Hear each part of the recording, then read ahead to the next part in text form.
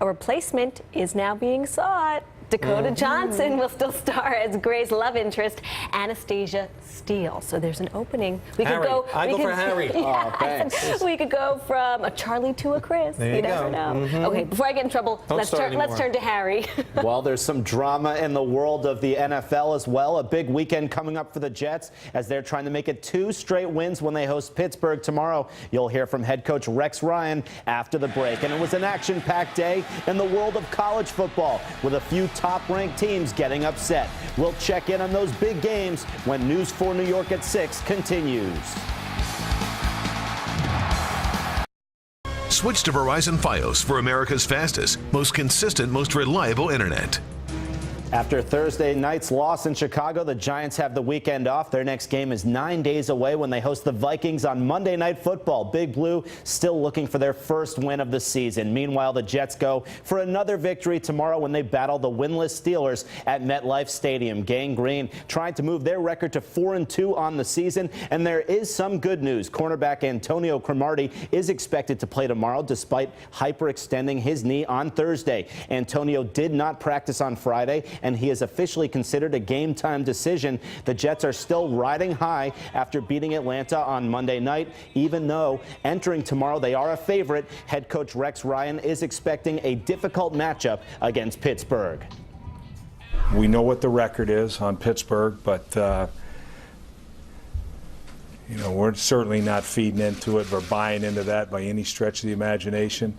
It's a Mike Tomlin coach football team. So we know they're going to be prepared. They're going to be hungry to come in here.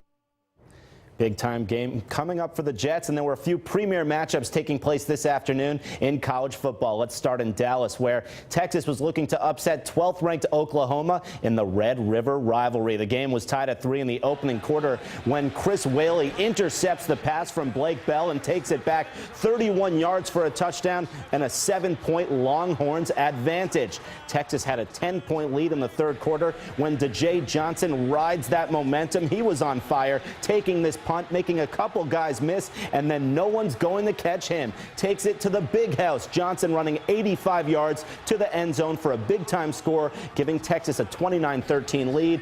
Case McCoy had 190 passing yards on the day, and he hits Mike Davis from 38 yards out for the nail in the coffin. Texas winning this one for the upset, 36-20 the final. It's Oklahoma's first loss of the season. Missouri was also trying to pull off an upset today in the SEC as they traveled to Athens for a date with 7th-ranked Georgia. The Bulldogs trailed by 8 in the fourth quarter, but Aaron Murray finds Chris Conley for the score. Now, the 2-point conversion was no good, so Georgia still trailed by 2. The Tigers respond with a double pass.